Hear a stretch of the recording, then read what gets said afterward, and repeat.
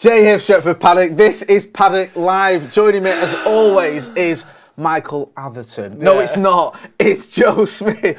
Joe, how are we doing, brother? I'm doing very well. How are you? Yeah. I mean, I say I'm doing well. If you ignore the fact that Liverpool and City are the best two teams in the world and they're going to win all the trophies and it's going to be embarrassing and we're shit, I'm doing great. How are you doing? Right. Who cares? Like, genuine question, right? Who cares about trophies? Like, who cares about them anymore? Well, the biggest trophy for me is top four. Yeah. And we're not getting that either. No. Top 8. Even if you want, the biggest trophy is staying in the Premier League. Do you know what, right? That's all it counts. If people clubs want to win trophies and matches and all that and think that that's important and want to put some sort of, emotional attachment to that and start bragging about it, and like, we've won more games than you and we've beaten you and scored more goals, do you know what I mean? And we've lifted all these trophies and cups, then let them. I just find it a bit pathetic. I honestly think if you are a football fan and you care about winning trophies, it's so shallow.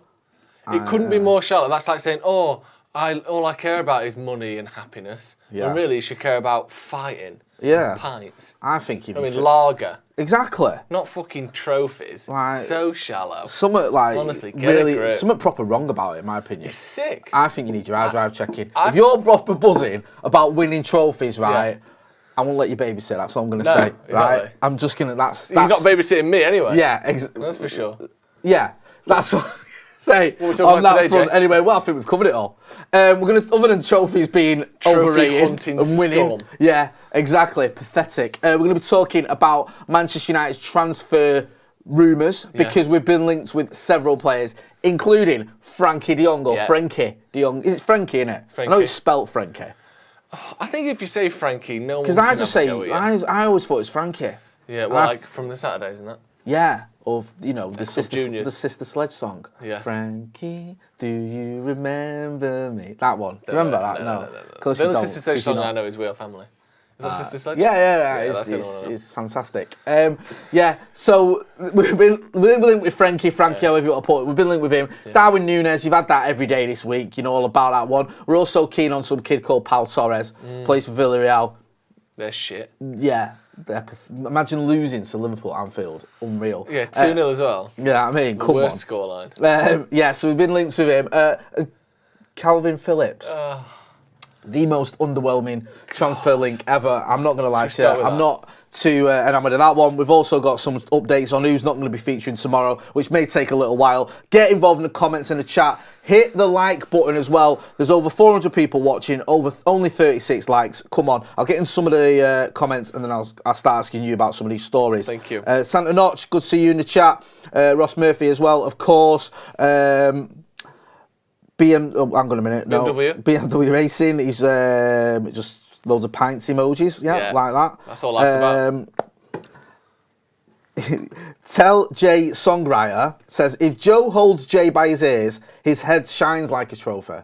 Should we do that next season if we don't win out? Because we probably won't. Me just lifting your decapitated head. Yeah, like that. Like something from Game of Thrones. Yeah, like that. Yeah, we'll do all that. Right, should we get into the Kalvin Phillips one? Yeah. Right, United have been linked with him. Yeah. Apparently, as you can see, here's a new one for you. Exploring the prospect. Nice. I like that one. That's lovely. Hey? That sounds like something an old gold miner would have done in the 20s. Well, we're exploring the prospect. Yeah. Why are you travelling all the way down to California? Yeah. We're exploring the prospect. That's why I packed my family up in this wagon. There's gold in these hills. Fuck off. Exploring the prospect. What is this? The 1812s? Love that. I loved all the 1812s. The first one, etc.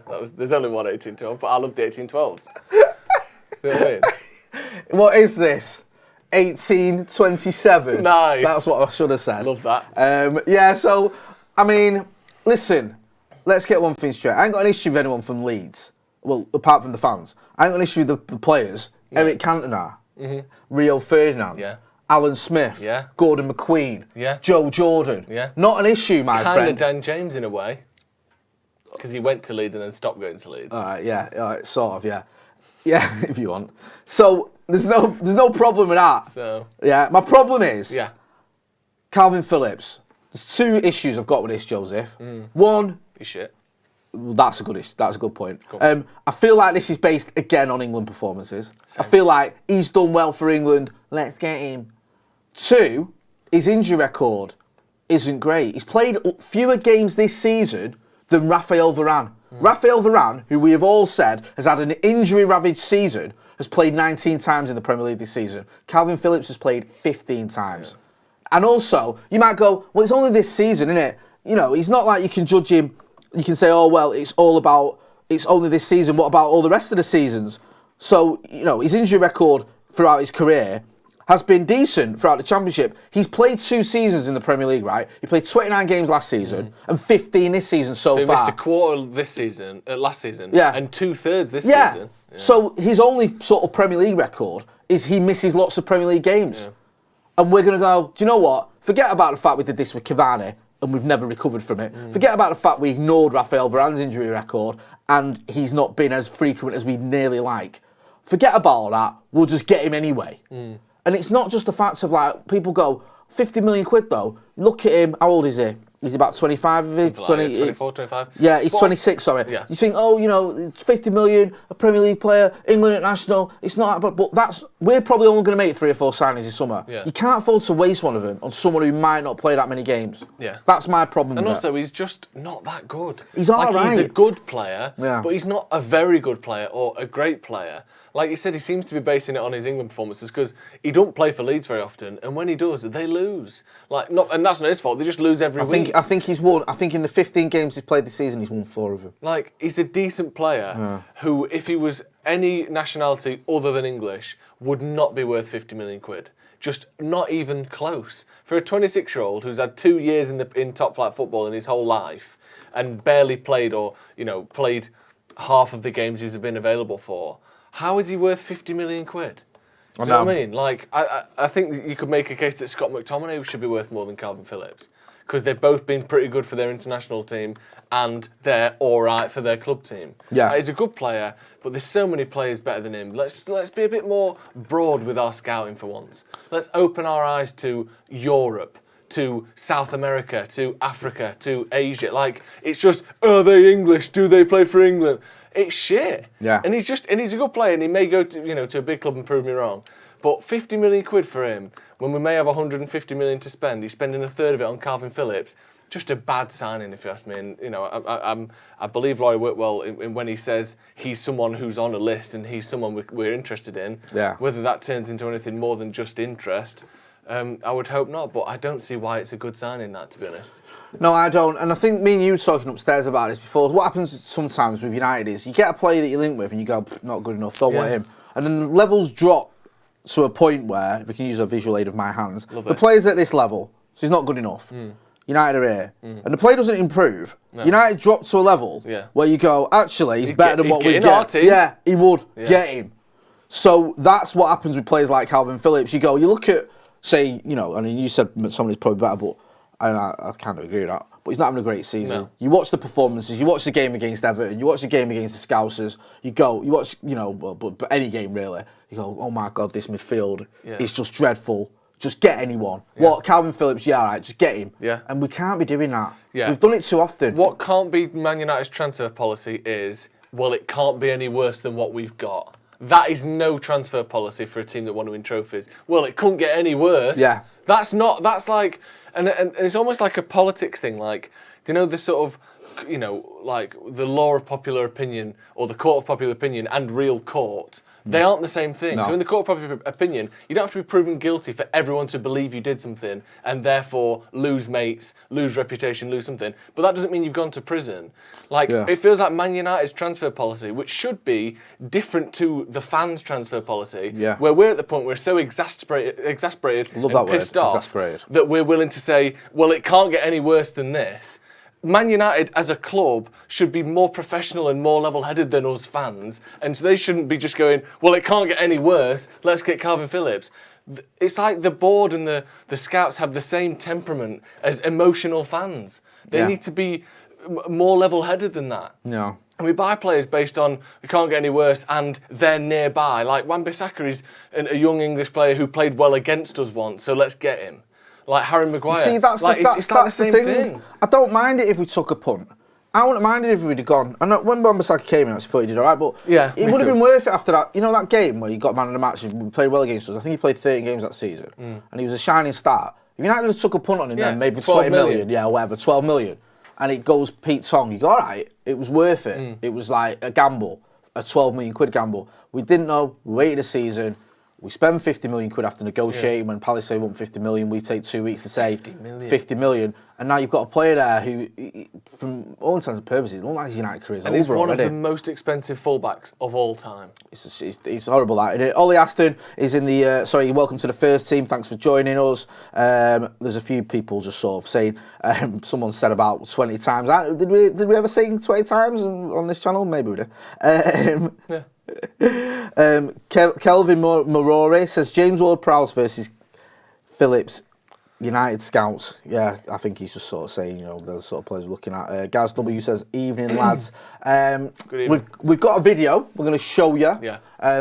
This is from this is Adam McCullough, I think, innit? Yeah. On Last fan standing for BetVictor. Here's what he had to say with a few other fans about Manchester United in the race to top 4. If you're looking at the top race for the top 4, from the start of the season, Man United have got to be considered the biggest bottle jobs here because it shouldn't have even been a race thing. It shouldn't have even been who's going to get 4th. United should have just been who's going to get 3rd with Chelsea. Like, it shouldn't have even been coming down to this. Even when you look at the fact that the way Arsenal have dropped points, Spurs have dropped points, even with us being rubbish and having an interim manager, when you look at the teams that we've dropped points against, we dropped 3 points at Old Trafford about a week before Villa sacked their manager. It's like I think Everton got a point at Old Trafford not long before they sacked Rafa Benitez. We just dropped stupid points all over the gaff. So United have bottled it the most out of everyone. Who are the biggest bottle jobs out of these two? I think Spurs are. Well, that's not the question. It's not what's the question? It's not. I realise we're the biggest bottle jobs. I'm asking you who will bottle the top 4 race. Oh, sorry. This is again hope rather than expectation, like many of my predictions. I hope Spurs do it. I think Arsenal could bottle it.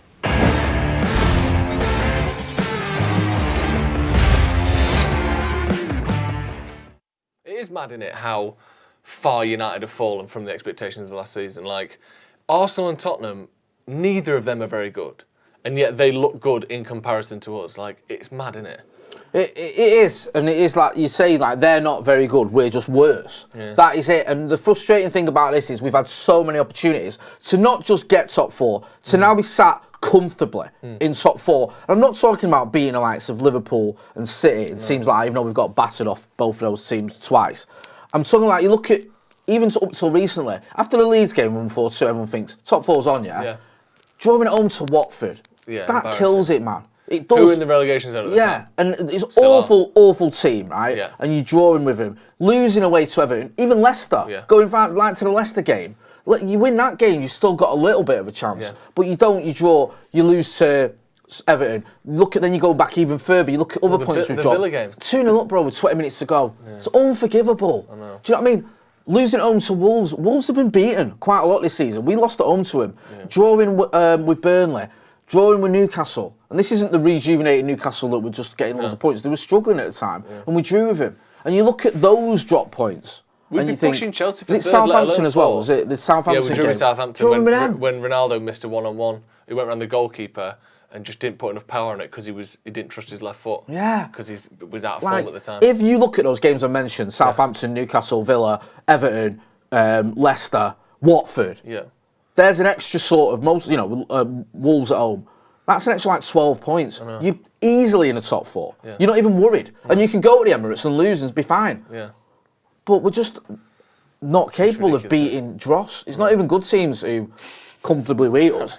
We're just not, we can't. Yeah, we could excuse being battered by City twice, being battered by Liverpool twice. All we have to do is pick up a few points against the genuine, like Everton, when we lost to them, are going through, I think they got relegated once in like the 20s, didn't they? I didn't think that. I thought they'd always been up. I think they got, either way, they're going through either the worst or second worst period in their club's history. Not just Everton, it's the worst possible Everton ever. And we still lost to them, so, check out... you are right, they have been... relegated. Yeah. Check out Last Fan Standing, link in the description if you want to see the full video there. Should we talk about Pau Torres? Are you texting him? No, just had a text. That's I'll read it out. Henry Winter asking about tomorrow. Can you move it to 4:30? Lovely. Is that okay? That's fine. Yes, okay. Henry Winter will be on the channel, so you can look forward to that. We'll be asking him about Manchester United, about all the other stuff he knows about, because he's quite close to a few of the players as well, and what he makes of the current predicament we've got ourselves in. I agree with everything you were saying there, Joe. Sorry, I was a bit distracted by that message then. It's okay. Yeah, you're right. They've been relegated twice, I think, in 1929 and 1950. So the shit then. So, it's a regular occurrence for them. Yeah. What was the next one, sorry? Pau Torres. I remember him. Plays for that Villarreal, doesn't he? Yeah. You pointed out something before. What did you say about him? He looks too much like Victor Lindelof. Like, if them two playing a centre-back partnership together, for some reason it's embarrassing. Do you know what it's embarrassing? They're the same person. It's embarrassing for me in any sort of watch-along commentary capacity, because I will constantly get them mixed up. Yeah, of course. Do you know what I mean? If they've got the same colour boots on, they might as well be the same player if you're watching them on telly. That is just like... that is awful. United want a centre-back again. Yeah. Where have we seen this before? How do we need another centre-back? I don't know. How can United, right, possibly need another centre-back? In the last 5 years, we've signed Bailly, Lindelof, Rojo, I know he's didn't always play centre-back. We've signed Maguire, Varane and Lindelof. We've signed 6 centre-backs in the last 6 years.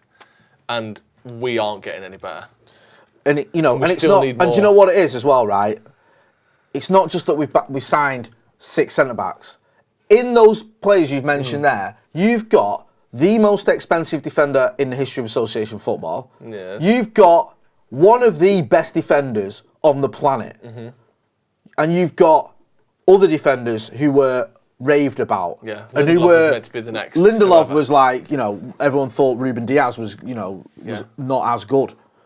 Eric Bailly was tearing it up in the La Liga. Like, you had these players who were internationals, doing really well, and it was like the next stage for them is to go to a big club, like a United, like a Liverpool, like a Juve, or someone like that, and smash it. And they've come here and massively underwhelmed. Yeah. And it's just been like, and even if you put all that to one side, you've even got the other part of it where you had Axel Tuanzebe, who looked like he was on the perfect career trajectory, went to Villa, smashed it in the Championship, he's only 21, comes back to United, showing signs of what he can do. Everyone's like, this kid, gifted, going to be, he was, raved about as a kid.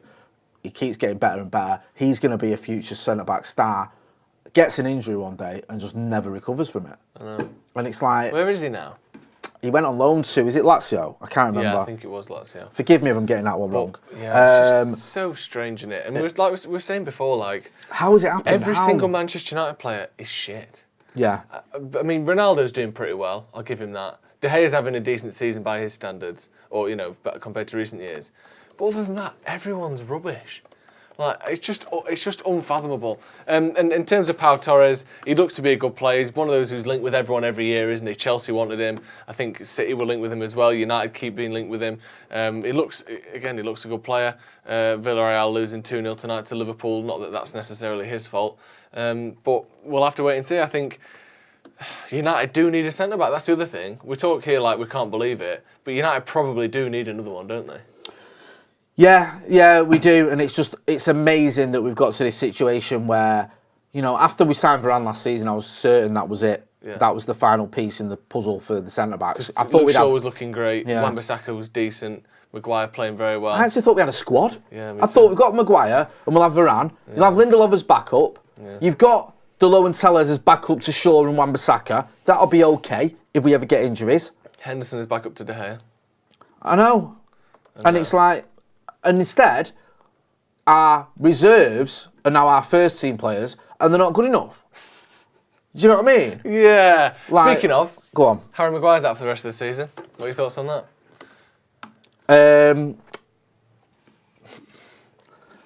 So you were making. I keep saying upstairs. Me and you just chat. What we chat here upstairs, just generally. You were saying that maybe go away, get better mentally, do what you got to do. Maybe it's not the worst thing in the world. Yeah, I think he's one of those players that probably more than anyone that needs. He just needs a clean slate with the new manager, doesn't he? Yeah. Because Harry Maguire's now at the point where anything he does, he's just going to get criticised for. And I think that maybe he just needs a new start next season. Like, for me, and you, I want to get your take on this because I don't think me and you've spoken about this. And you were on the watch along for the Spurs game, I believe. Yeah. You didn't go, did you? You stayed here and did it. And I was at the game, and I was watching the game, right? Now, the own goal was at the other end of the ground. I can't remember. I think I found out it was an own goal. I didn't see it properly because I'm blind as a bat, and I was like, was that a own goal? Because obviously they don't announce it. Own goal by Harry Maguire. No. So I think that might come off Maguire, whatever. But my point is, I thought decent performance from him. Yeah. Didn't think Kane did a lot. I was just watching it at the ground. Yeah. Kept Kane quiet. Yeah. I'm happy with that. United win 3-2. All right, defensively, there's a couple of times where we're not great. Yeah. But on the whole, that is the sort of performance I'd have settled for under Fergie. Yeah. I wouldn't have questioned it and gone, what was going on today? 3-2 over One against a team that's Spurs. Not in the same bracket as us quality-wise. With a great manager, Yeah. right, and a couple of world-class players in Son and Kane. Yeah, happy with that. Ronaldo hat-trick, actually left the ground buzzing, yeah? Went on socials, and I genuinely thought Harry Maguire had set fire to the Munich Memorial or something. It's like, he was trending. I know. And I'm thinking, why is he trending? I thought he'd done, honestly, Joe, I'm not kidding you. At first, I thought he'd done something after the game. Like, he'd said something. Yeah. Like, I tell you what, fucking Fergie can fuck off or something. I was like, what's going on here? Fuck that Fergie. And tell you what, Fergie's overrated. You've got a statue for him not to get that down. Put me up there. Yeah. And I was like, what? And it was like, all right, he scored an own goal. Okay, he scored an own goal. It's not, obviously you're not meant to do that. Yeah. But then it was like, just streams and streams of abuse. Yeah. Like, get rid of him, sack him. People threatening him. Yeah. I'm like, wow, you've lost your mind. I know. And then it was like this whole more recent thing of the bomb scare. Yeah. Listen, whether you like Harry Maguire as a footballer or not, whether you think he's good enough for Manchester United or not, if you are ringing in a bomb scare or bomb threat to someone's house, especially someone with 2 kids, you're a fucking idiot. Yeah. Right? There's no, you know what though, Jay, he's not been good enough. I don't give a shit. If you're doing that, have a word with yourself because you're failing at life. Yeah. There's something wrong with you. That's just not what it's about at all. So when I heard that, I was like, what is going on? I bumped into my mate after the Arsenal game, right? And we were chatting. I've not seen him for a little while. I've not seen him since a couple of years, right? And we were saying, like, can you imagine now if, like, last time I saw you, a year ago, whatever, August. So how's the season going to be by April? And you'll say, well, there's a chance Mason Greenwood's never going to play for Manchester United again. Yeah. Our captain sat on the bench because someone just ran a bomb scare into his house. And we officially cannot get top 4 anymore by April. I'd have said, you're mental. Yeah. And that's where we're at. I know. Like, it couldn't be any more disastrous. No. And also, and it's one game and it's a very small sample size and we can go into the details of it, but how shit were we defensively against Arsenal without Harry Maguire? We were absolutely terrible. Like Varane sticking his leg out, knocking it past Telles, Saka having shots, Dalot not tracking his man back. They just made so many chances against us and we looked so defensively frail. And I didn't see anyone blaming the centre-backs, which doesn't make any sense to me because either it's all the centre-backs' fault because they're not commanding the line properly like Maguire's accused of, or it's not. And he's been shit this season. Harry Maguire has been very poor this season. But it's almost as though he can do nothing right no matter what, and everyone else can do no wrong. There was times in the goal against City, a couple of goals against City, Victor Lindelof is drawn out to his man, completely destroyed by Phil Foden on the edge of the box. And then it's Maguire that's getting blamed because he can't get his legs untangled. Like, fair enough, he made a bit of a mistake as well, but imagine Maguire had gone out to Foden and he'd have flicked the ball over his head, ran the other side and had a shot at De Gea that had ended up in a goal. Like, Maguire would be carried out and thrown in a fucking quarry if that was him. Like, we were awful defensively against Arsenal. And I'm not excusing Maguire's form this season, but no centre-backs would be able to do anything that resembles top-class defending with the midfield in front of them, with the amount of effort from the players in front of them, and with the absolute shambles mentally and physically that are Manchester United this season. You could bring Van Dijk in to Manchester United. You put Van Dijk next to whoever you want, Marquinhos at centre-back for the rest of the season, and it wouldn't make much difference because we're just completely gone.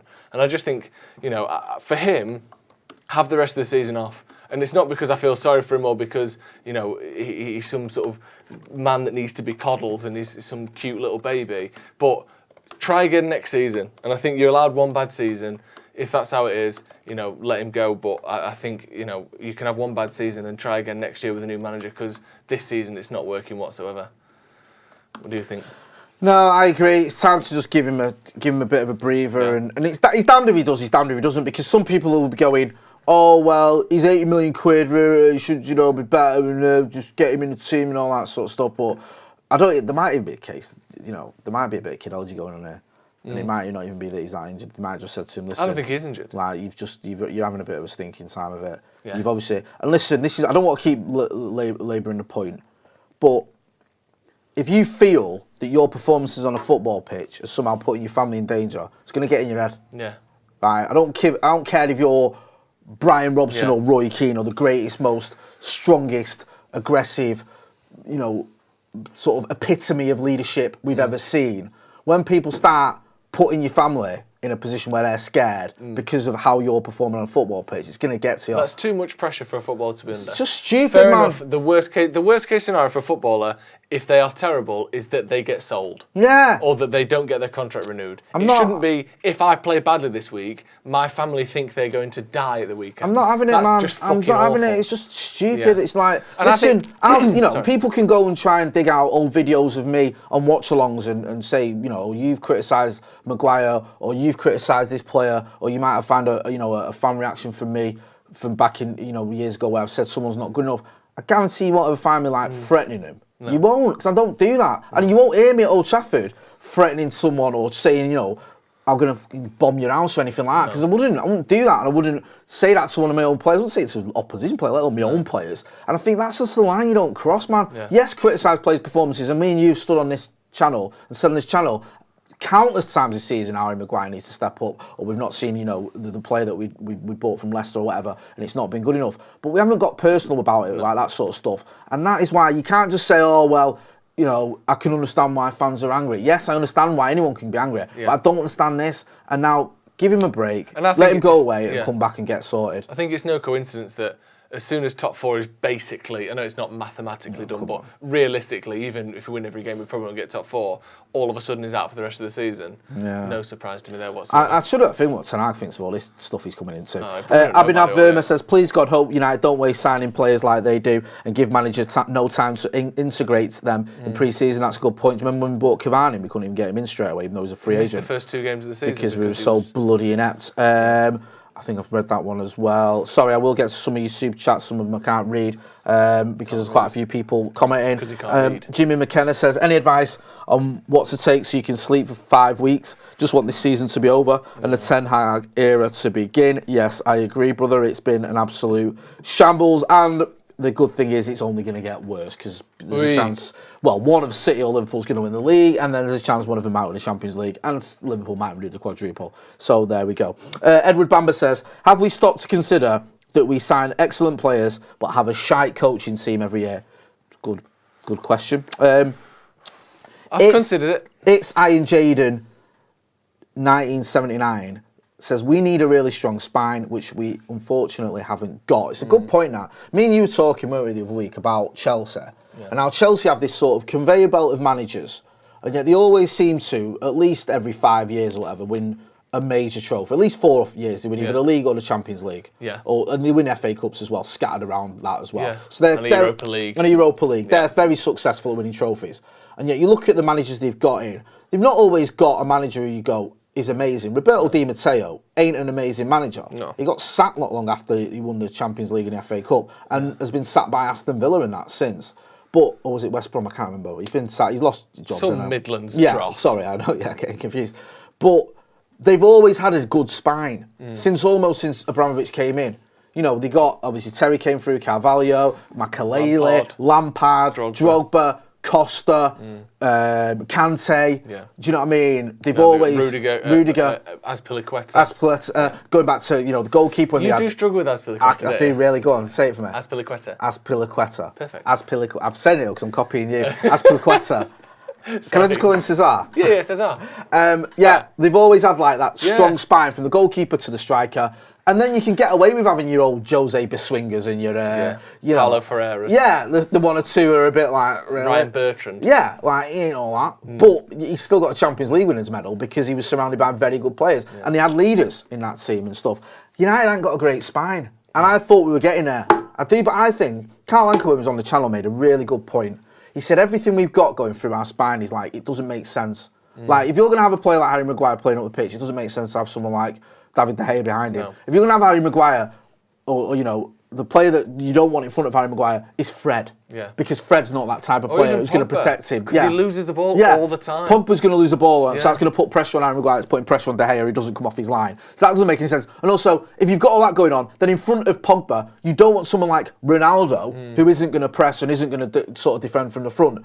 So it's like the whole spine doesn't make any sense. No. And that was he articulated it much better than I am, but that was what he was getting at. It's like a kebab skewer with a bit of courgette, and a bit of dairy milk, then a fucking Scotch egg, then a fucking bit of Toblerone at the end. A bolt off a fence. Yeah, exactly. Just a bit of wood at the top.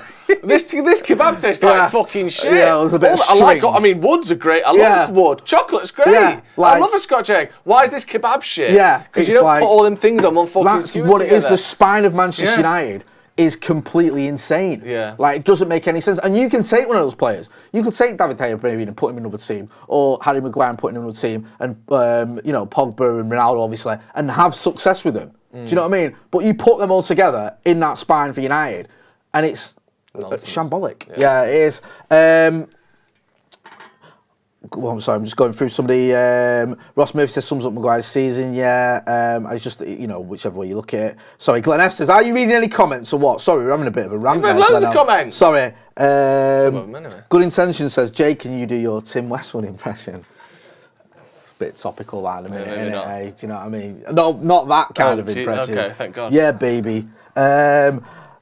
Yes, Philip Brothers says. He actually did it. Yeah, Jay. He's a sex pest, You know how you do. Can't believe what's going on? Are we doing that again? What? The whole, what did you just call me? Sex pest. What was it? I called Westwood one. All right, you. do you remember what I shouted the other week at you? No. When you said about my prostate. So I shouted, you sleep with prostitutes. That was nice, wasn't it? That was a lovely bit of banter on air during a read. Just because those two words sound like each other. Manscaped decided going, what the fuck is this? We asked you to do this. Sorry about that. Unbelievable. Just to make it up for you, I'll read out Oliver Apex's comment. Oh, thank God. He says, Joe always talks sense. Thank you very much. Yes, well said. Thanks, Oliver. Finally. Right, what else have we got for Neves? us? Do you know, fuck off. Reportedly concede to Neves' exit. Yeah? Wolves expecting Neves' summer exit. Wolves are expecting the sale of Ruben Neves with Manchester United to bid. Why do we always have this fucking Ruben Neves story every summer? Because he's only 24. And January. Yeah. And why has he been 24 for 5 years? Yeah, he was 24 when Wolves got promoted. Yeah. How is he still 24?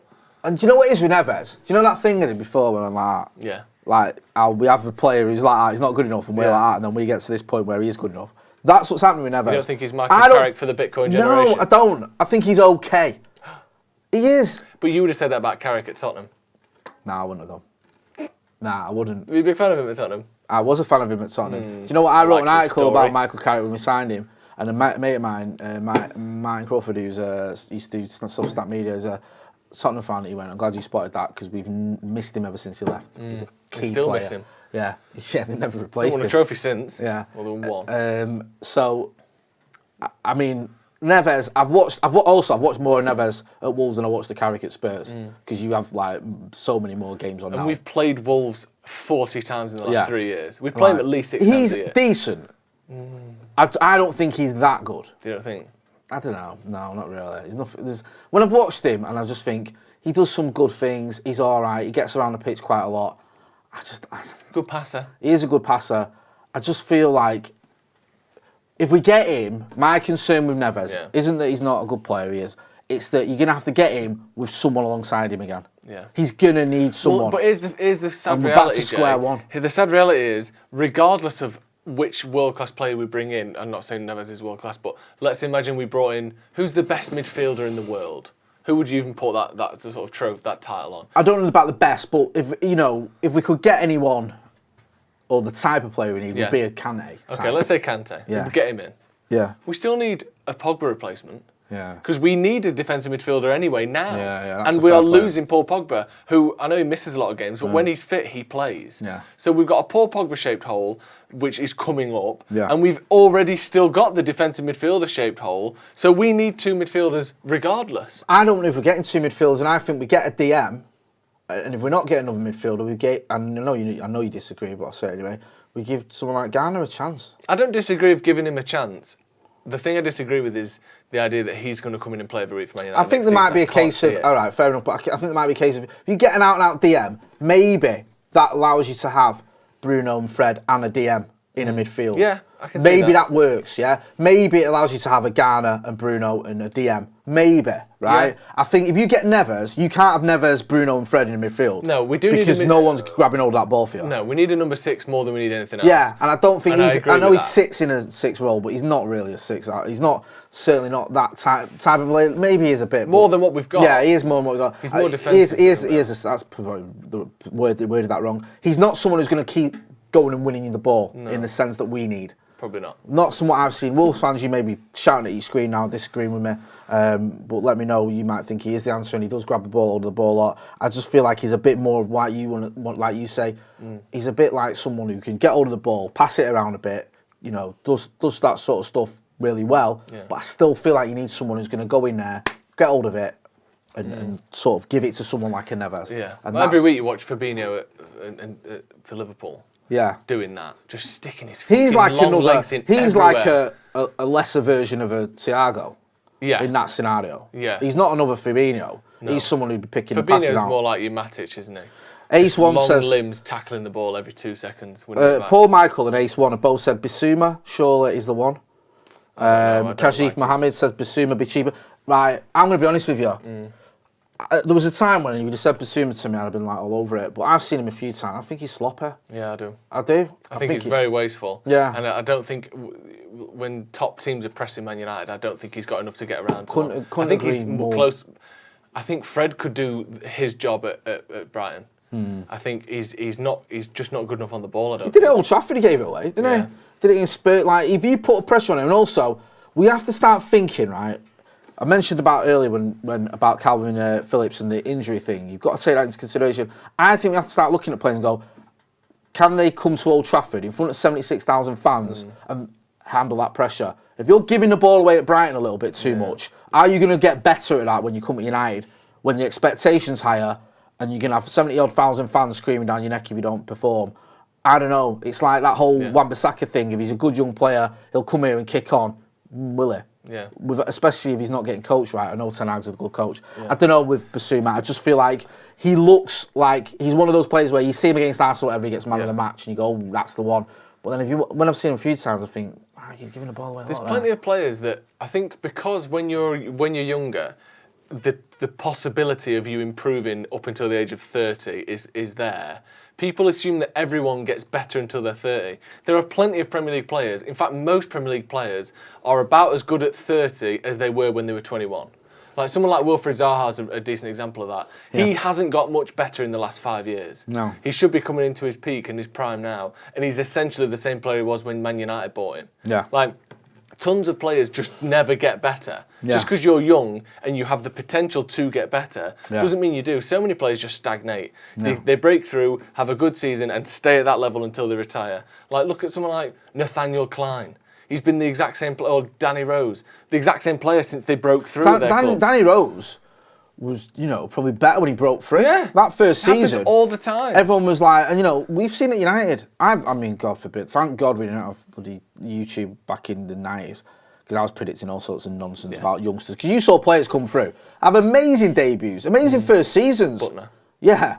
Butner was around in Twitter days, because I remember going to that game when we beat Wigan 5-0, got home, went on Twitter and saw everyone saying that Butner should replace Evra now.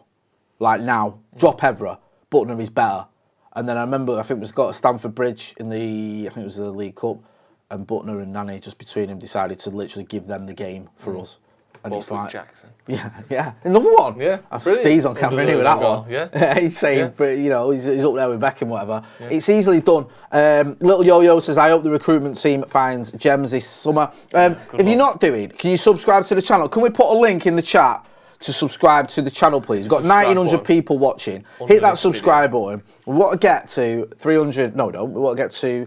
What was on about then? 700,000 subscribers by the end of the season. With your support and help, we can do it. So please click subscribe, hit that subscribe button. You'll get notified whenever we go live, and we do go live a lot, giving you all the updates and the breaking news. Now, tomorrow we play Chelsea. There is a protest tomorrow. I don't know if you heard about it. I'm sure you did. You must have been in a right little bubble if you didn't. Against Norwich, there was a protest before the game for 70 minutes, so some people waited till 70 minutes into the game before they took their seats, and that is symbolising 1 minute for every year of the Glazers' ownership. It's a protest against the owners of this club and what they're doing to it, or what they're not, well, what they are doing to it and what they're not doing as well in terms of, you know, listening to the fans and all that sort of stuff. So if you are going down to Trafford tomorrow, be mindful of that and get involved. I think there's a match from the Tollgate pub down at the ground and people protesting outside peacefully. I hasten to add, a peaceful protest, 'cause that's what we're all about, and then going into the ground 70 minutes into the game to say, you know what, give a little reminder that the Glazers have been awful owners. Unlike us at Stretford Paddock, we're lovely owners, aren't we, my friend? And you're going to be preaching to the masses tomorrow night, aren't you? Preaching to the masses. Who's on the watch along with you, my friend? It's going to be me, Joe McGrath, the two hosts of the Sloppy Joe's podcast. If you haven't checked it out, check it out. Nice. Search Sloppy Joe's podcast. I've got a bit of a beam YouTube. on it about this, actually. It's a new podcast that we've started. It's brilliant. It is brilliant. Go on. Me and Scotty were doing a podcast, you know, me and Scotty and Motty, which will be coming out. Stop doing it, right? And you think you can just do a podcast with Joe and it'll be funny and mint and all that. What, is there just one podcast allowed? Yeah, that's the rules. Will you stop yours? That's not the point. we own that. We own the rights of doing podcasts, right? Yeah. So anyone else who does it is wrong. And you're meant to be my mate. Do you know what I mean? So I'm a bit disappointed, if I'm being honest with you. Check out the Sloppy Joe's podcast. Hit subscribe on there as well. Who else is on it with you? Ethan, producer Ethan. He's probably the star of the show, to be honest. He's good, isn't he? He is good. He's funny. Little weasel. Yeah. We learned too much about him in this first episode, physically. Do you know what I love about Ethan as well? Like, on that. He's like that in real life. Yeah, he is. There's no acts with him. No, he's not messing about. No, he's not him being like, oh, this is a bit of his shtick. That's how he is. Yeah. Solo in the chat, good to see you, brother. Jay Tilly says, Axel was class against Neymar, had him in his pocket all game. That's what I mean, he was class against Neymar and then was terrible against Demba Ba. What's going on there, brother? Hey? Speak to me. In the morning, right, Ange and Kirsty have been chatting to Joe Tomlinson from that there Sky. So we're going to have that out. Henry Winter's coming in. We're going to be talking to him. So that'll be going out of the weekend. It's all happening. And then obviously you've got the watch along, post-match reaction from like Savannah McCullough, Stephen Howson as well. So we'll be having all that good stuff. So make sure you are subscribing to the channel. Like I said, go and check out Sloppy Joe's podcast with Joe Smith, Joe McGrath, and our very own Ethan James as well. And follow Joe on socials, Joe Smith 93. You know where to find me on socials, Jay Motty. This has been Paddock Live. Thanks for watching.